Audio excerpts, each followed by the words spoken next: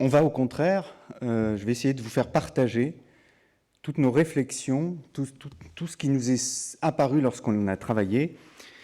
Et en fait, il y a beaucoup de questions non résolues. Et comme on était au Club de la fibrose, je me suis limité à la fibrose et non pas aux autres problèmes. Donc, le diagnostic non invasif, contrairement à ce que vous pouvez penser, ça n'est pas que la fibrose. Et donc, vous verrez dans ces recommandations qu'on est allé des bilans sanguins aux méthodes de diagnostic de la fibrose, de la stéatose, on est allé vers les IRM, on est allé vers les échographies, on est allé vers la génétique. Donc c'est tout ce qui est non invasif, et donc aujourd'hui je ne parle que de la fibrose, mais vous découvrirez beaucoup d'autres choses dans ces recommandations. Je vais commencer par remercier les coordonnateurs. Je n'ai pas pu citer tous les rédacteurs. Il y a presque une cinquantaine de personnes qui ont écrit les recommandations, et vous voyez tous les chapitres qui vont être édités. Donc ça va être des recommandations qui vont faire plus de 500 pages, et il y aura en gros 150 recommandations. Donc c'est un vrai pavé que vous aurez à lire l'année prochaine, puisqu'elles seront publiées normalement l'année prochaine. Alors on va commencer par la première chose, et finalement, quels sont les critères de qualité et d'interprétabilité des méthodes non invasives pour le diagnostic de la fibrose? Alors pour les tests sanguins, finalement on n'est pas responsable, puisque ce n'est pas nous qui faisons le test sanguin, donc on n'a pas à vérifier qu'il y a un critère de qualité. Et puis, vous le savez, lorsque, par exemple, j'ai pris l'exemple du fibrotest, mais c'est la même chose avec le fibromètre, vous avez en dessous de valeurs particulièrement anormales un warning qui vous explique, attention, est-ce que vous êtes sûr que cette valeur, elle est vraiment en lien avec la fibrose, avec la maladie du foie, ou est-ce que ce n'est pas dû à autre chose? Et finalement, lorsque vous avez ce warning, eh bien, vous faites plus attention à votre résultat. Sauf que ce warning, il est sur le fibrotest, il est sur le fibromètre, mais par exemple, il n'est pas sur le FIB4, il n'est pas sur l'APRI. Et vous pouvez avoir une thrombopénie pour une raison X, Y, Z, vous pouvez avoir une thrombocytose pour une raison X, Y, Z, et ça n'apparaîtra pas. Donc attention, lorsque vous interprétez un test sanguin, à bien vérifier les paramètres qui pourraient interagir. Un exemple très concret, le FIB4. Si vous faites un FIB4 à quelqu'un qui a plus de 80 ans, vous êtes sûr qu'à la fin, votre diagnostic, ça sera cirrhose. C'est simplement dû au poids de l'âge. Donc faites attention pour le test sanguin. Alors on va aller parler plutôt des méthodes de l'élasticité hépatique. Donc je vous les ai résumées toutes ici. Donc il y a le FibroScan que vous connaissez bien. Ensuite, il y a deux techniques qui sont de Sharewave élastographie, avec toutes les machines maintenant qui développent cette technologie. Donc ça, c'est important parce que ça veut dire que où que vous soyez en France maintenant, vous avez accès à la mesure de l'élasticité hépatique, même s'il n'y a pas de fibroscan dans votre département, puisqu'il y a forcément un échographe qui peut mesurer l'élasticité hépatique. Et puis, vous avez l'élasto-IRM. Premier point qu'il faut répéter sans cesse, l'élasticité hépatique, c'est un nouveau paramètre qui ne mesure pas que la fibrose. Et ça sera important dans les recommandations. Vous verrez que le mot fibrose, on a essayé de le limiter au maximum, et qu'on a plutôt parlé d'élasticité hépatique. C'est un nouveau paramètre. Il faut vraiment s'habituer à parler en élasticité hépatique et pas en fibrose, puisqu'il y a beaucoup de paramètres qui rentrent en compte pour l'évaluation lorsqu'on mesure l'élasticité hépatique. Et par exemple, l'inflammation, vous savez que par exemple, quand vous avez une hépatite B et que vous avez une cytolyse, votre foie est plus dur simplement du fait de l'inflammation et vous ne reflétez pas la fibrose. Donc attention de ne pas parler de fibrose, mais de parler d'élasticité hépatique. Alors, il y a des critères de qualité. Pour le FibroScan, ils sont bien connus. Il faut les respecter. Et ça, grâce à Jérôme, on sait tous maintenant vérifier qu'une mesure d'élasticité hépatique est correcte. Donc, attention, si vous avez un collègue qui vous envoie un malade avec un résultat de FibroScan, il vous met juste la valeur en kilopascal. Vous devez exiger d'avoir soit l'IQR pour calculer votre ratio, soit qu'il vous donne le ratio IQR sur l'élasticité qui est indiqué de toute façon sur le résultat. Donc, il n'a pas à le calculer. Et puis, il faut 10 mesures. Et lorsqu'on vous présente un dossier, il faut exiger ces deux critères de qualité. Donc pour le FibroScan, c'est assez clair. Pour l'ARFI, c'est aussi assez clair. C'est un peu la même chose, grâce aussi à Jérôme.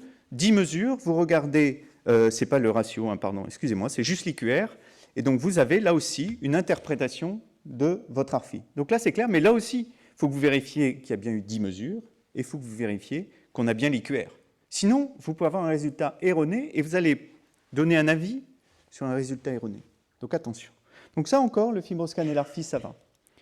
Et puis après les autres, ben, à ce jour, on n'a aucun critère de qualité et de reproductibilité pour les autres techniques. Donc, par exemple, vous avez l'Explorer de Supersonic, on ne sait pas combien il faut faire de mesures, on ne sait pas si l'IQR joue un rôle. L'Elasto-IRM, pareil, on ne sait pas du tout si il faut faire une seule mesure, une cartographie ou plusieurs. Donc attention, si vous utilisez ces techniques, à ce jour, il n'y a pas de critères de qualité, donc si vous les recommandez, soyez très prudents. Et puis alors, il y a un vaste débat, comment définir un critère de qualité d'une échographie abdominale ? Les machines ont beaucoup évolué avec le temps. Quels sont les critères de qualité d'une échographie ?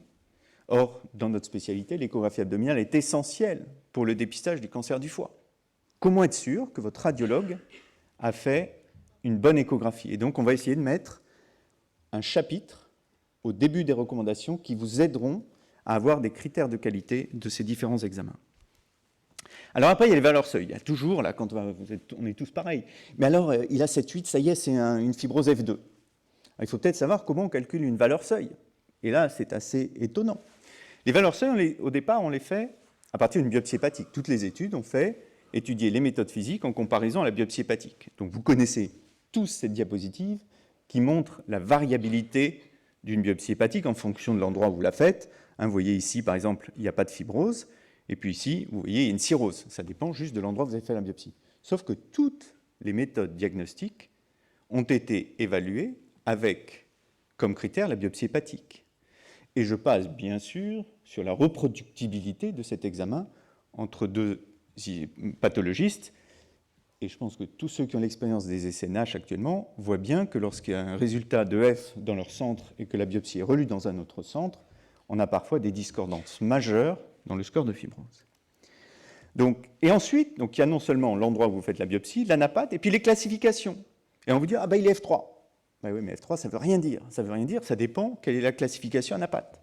Donc il y a la classification métavir. Et souvent, on a tellement été bercé par l'hépatite C, on reste dans cette classification métavir. Dès qu'on parle de F3, on pense au métavir. Sauf que c'était à la préhistoire, lorsqu'on faisait de l'hépatite C et qu'on biopsiait les hépatites C. Alors le métavir, il marche pour l'hépatite B, mais pas pour les autres pathologies. Après, dans certains travaux, on va voir le score d'Ishak. Donc le score d'Ishak, c'est comme le score métavir, mais avec 6 grades, et non pas 4. Et vous voyez que si vous êtes 4 en score d'Ishak, ça correspond à F3 en métavir. Si vous êtes 5 en Ishak, c'est F3, etc., etc. Si vous êtes 3 en score d'Ishak, vous êtes F2 en métavir. Donc là, attention, regardez bien aussi le score qui est utilisé. Et ça, c'était plutôt dans les hépatites virales.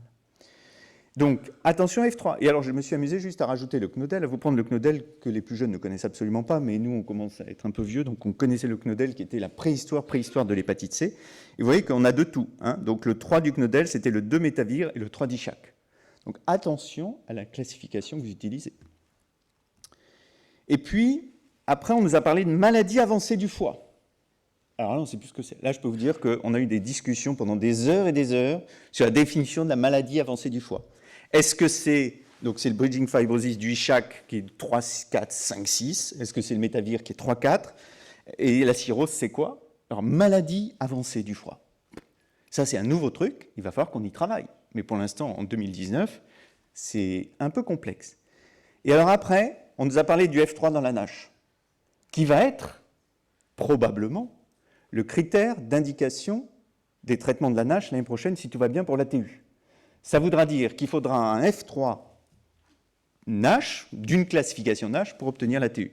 Pas un F3 de métavir, un F3 NASH. Et puis, vous voyez que dans la NASH, il y a eu plusieurs classifications de la fibrose. Il y a le Kleiner, il y a le Brunt, et puis il y a le SAF. Est-ce que tous ces F3 sont les mêmes?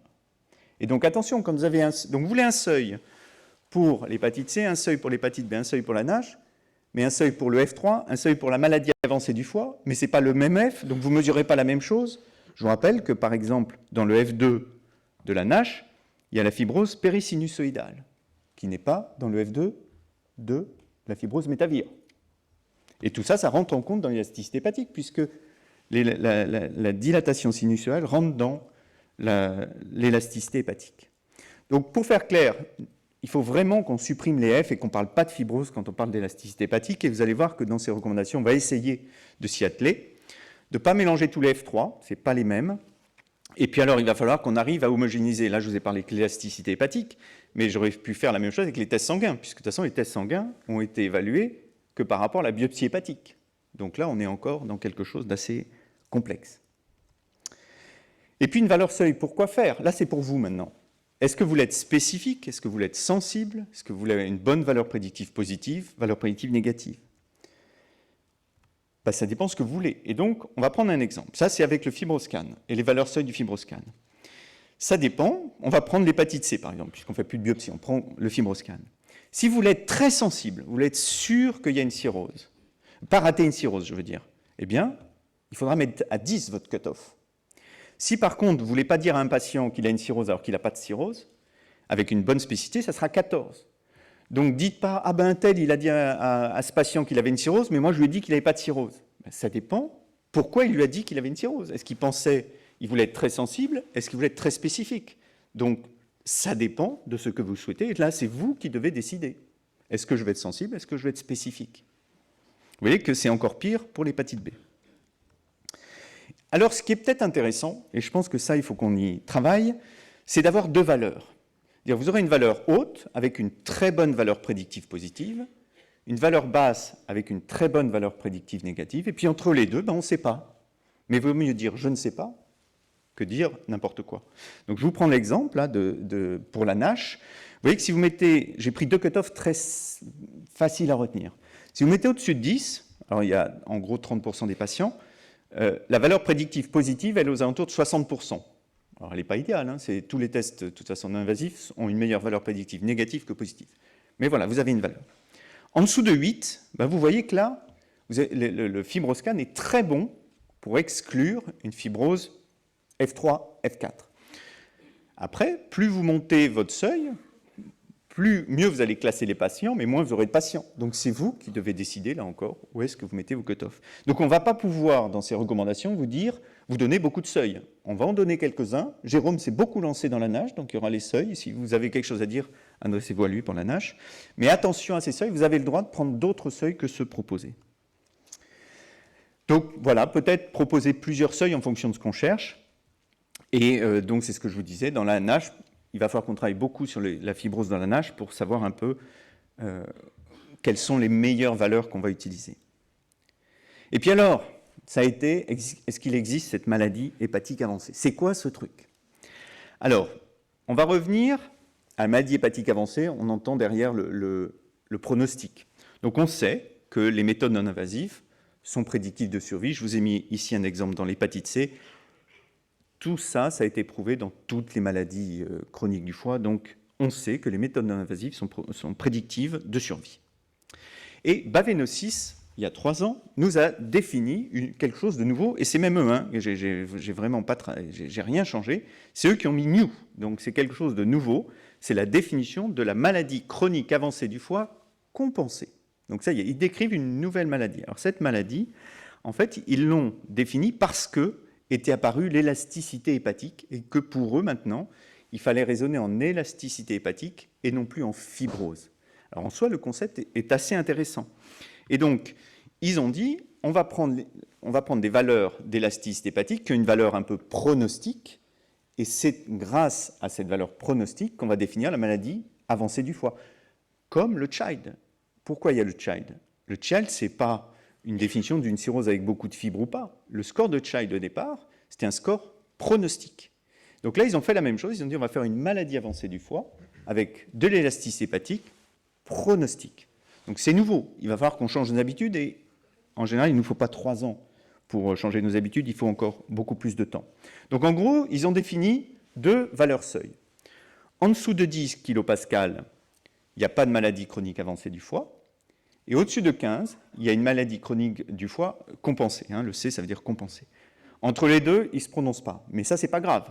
Au moins, il y a 2 valeurs où on est à peu près tranquille. Ça paraît clair, comme ça. On dit, ça y est, bah, c'est bon. On a tout. Maintenant, en dessous de 10, je rassure le patient. Au-dessus de 15, je lui dis qu'il va peut-être falloir le surveiller. Sauf que, est-ce qu'il faut utiliser ces valeurs, quelle que soit l'étiologie? Est-ce que ces valeurs vont changer si la maladie est guérie? Je pense notamment à l'hépatite C, je pense à l'hépatite B. Là, on n'a pas de la réponse. Donc, ils ont publié ces 2 seuils, mais finalement, attention, est-ce que ces seuils sont vraiment valables, quelle que soit la maladie et son évolution? Et puis enfin, le dépistage du cancer. Ça a été jusqu'au dernier jour qu'il y a eu beaucoup de soucis. On pourrait se dire c'est facile, le dépistage du cancer, c'est de faire une écho tous les 6 mois.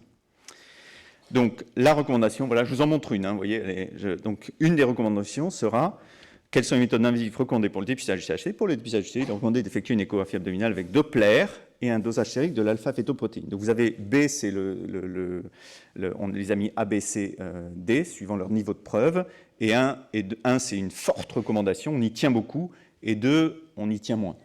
Donc B, ça veut dire que c'est quand même une recommandation qui a pas mal d'études qui le prouvent, et le B1, c'est une recommandation très forte.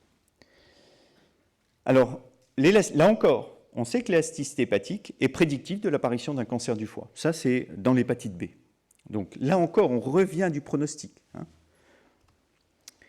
Et puis, il y a les recommandations ESL. Les recommandations ESL que je vous ai mises là, elles disent qui faut-il dépister? Eh bien, il faut dépister les patients cirrhotiques, Child A et B. Bon, ça, on est d'accord. Les patients cirrhotiques, Child C, en attente de transplantation hépatique. Et puis alors après, il y a un truc extraordinaire, il y a les non-cirrhotiques F3. Alors que l'EASL vient de nous dire qu'il ne fallait plus parler de fibrose, mais de maladie avancée du foie, et que si on parle de F3, c'est forcément qu'il y a une biopsie. Or, à ma connaissance, vous ne biopsiez plus les hépatites C, et vous ne biopsiez plus, ou presque plus, les hépatites B. Et puis c'est du F3 métavir, ou du F3 Brunt, ou du F3 Bedosa. C'est l'EASL, c'est quand même les mecs, ils ont réfléchi. Et voilà. Alors là, sur ce F3, je pense qu'on a bu beaucoup de café pour arriver à trouver quelque chose, et je ne suis pas sûr qu'on ait trouvé. Donc, qui faut-il dépister? Ben là, il y a un point, on n'a pas résolu. Je peux vous dire tout de suite. Qu'est-ce que c'est que ce F3? Qui faut-il dépister? C'est très compliqué de savoir ce que c'est qu'un F3, puisqu'on ne biopsie pas. Alors, c'est ce que je mettais. Et puis, est-ce que c'est un F3 selon l'étiologie? Dans la NASH, on sait qu'il y a des patients qui n'ont même pas de fibrose sévère qui développent un cancer du foie. Donc, est-ce qu'il va falloir un jour se mettre à dépister tous les patients qui ont une stéatopathie métabolique? On n'a pas résolu la question, je pense qu'il y en a encore pour quelques années. Et puis, il y a l'avenir. L'avenir sur lequel il va falloir qu'on travaille. Alors, recommandation ASLD 2018. Dans la NASH, dans la NAFLD, 2 méthodes sont recommandées pour le diagnostic de la fibrose avancée, donc le F3. Le VCTE, c'est le FibroScan, et le MRE, c'est l'élasto-IRM. Sauf que ces recommandations ont été faites parce que l'élasto-IRM n'a été surtout étudié que par une équipe aux États-Unis.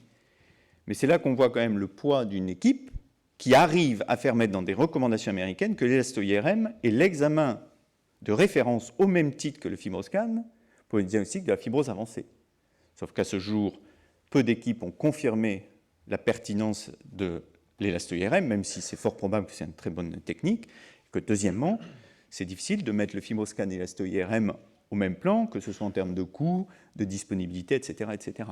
Une élasto-IRM, c'est 20 minutes d'IRM, 20 minutes d'élasticité. Donc c'est 40 minutes l'examen. Donc voilà, c'est dans les recommandations américaines 2018. Il n'y aura pas l'élasto-IRM au même titre que le FibroScan dans les recommandations AFF. Et puis, il y a aussi des tests simples. Donc ils mettent que le NFS, donc le NAFLD Fibrosis Score et le FIB4, peuvent permettre d'identifier les patients NAFLD qui ont un fort risque de fibrose sévère, mais ils ne parlent pas des tests complexes qu'on utilise beaucoup dans notre pays. Le fibrotest, le fibromet ne sont pas du tout recommandés par les Américains. Que faire? Alors je vais conclure. Je veux dire quand même qu'il y aura de très belles recommandations. Donc là, j'ai fait tout ce qui était difficile, tout ce qui n'allait pas. Mais vous verrez des très belles recommandations. Et je vous en donne 2. Quand et comment dépister le diabète chez les patients NAFLD? Donc vous voyez, il faut inclure une glycémie A1. Ça semble normal, mais il fallait le dire. Quand on vous définit un diabète de type 2 quand la glycémie est supérieure à 1,26, qu'entre les deux, il y a un prédiabète. Et vous voyez, A1, c'est des très belles études, des études puissantes, et 1, c'est une recommandation très forte. Et donc, quand on a écrit ces recommandations, ensuite, il y a eu la journée au mois de juin, et on a voté ces recommandations. Donc, il y a tous les gens qui ont rédigé les recommandations qui ont voté. Même s'ils avaient rédigé le chapitre maladie vasculaire du foie, ils ont pu voter pour les recommandations stéatopathie métabolique. Eh bien, cette recommandation, mon cher Jérôme, tu as un accord fort, donc c'est bon. Celle-là, elle est validée. Et puis, il y en a eu d'autres. Vous voyez, je vous en donne, je les ai pris au hasard. Quelles sont les méthodes non-invasives pour le suivi d'une cholangite sclérosante primitive, hors dépistage du cholangiocarcinome, et à quelle fréquence faut-il les proposer? Eh bien, vous voyez qu'on a répondu ce qu'il fallait faire tous les 6 mois, tous les ans, tous les 2 à 4 ans. Donc là, vous avez une feuille de route sur ce qu'il faut faire. Alors ça, on va dire, c'est la cholangite sclérosante. Il y a des recommandations qui sont C2. Donc C, c'est qu'il n'y a pas beaucoup d'études qui le prouvent. Et 2, ce n'est pas une recommandation très forte. Et donc, sur l'ensemble de cette recommandation, accord fort. Donc là aussi, ça veut dire, accord fort, ça veut dire que plus de 70% des votants ont trouvé que c'était une recommandation, ils étaient d'accord avec cette recommandation. Et là, je peux vous dire, pour celle-là, c'était 90%. Donc, l'avenir, c'est quoi? C'est que la cirrhose, c'est une entité qui va évoluer. Il faut absolument qu'on travaille sur la définition de l'histoire naturelle des maladies chroniques du foie en oubliant la biopsie. Il faut qu'on améliore les indications du dépistage du cancer. Et là, il faut que tout son travail pour savoir qui dépister. C'est important à niveau individuel pour chaque personne qui va pouvoir bénéficier d'un dépistage pour lui permettre d'être guéri de son cancer. C'est important au niveau santé publique. Et on a à la fois un rôle particulier et global pour le dépistage du cancer. Et bien sûr qu'il faut qu'on s'améliore sur les maladies chroniques traitées. L'hépatite B, maintenant on est à 10 ans de ténofovir, l'article est sorti, ça y est, il y a 10 ans de suivi avec le ténofovir. Les hépatites, c'est toutes guéries. Donc on n'est plus dans la même chose qu'autrefois, qu'il y avait les maladies chroniques du foie, on ne savait pas les guérir. Maintenant on les guérit. On espère bien qu'un jour ça va être pareil avec la NASH. Comment suivre ces patients? Qui suivent, qui ne pas suivre? Et je remercie toutes les personnes, elles ne sont pas toutes là, qui ont travaillé sur ces recommandations, et je vous remercie.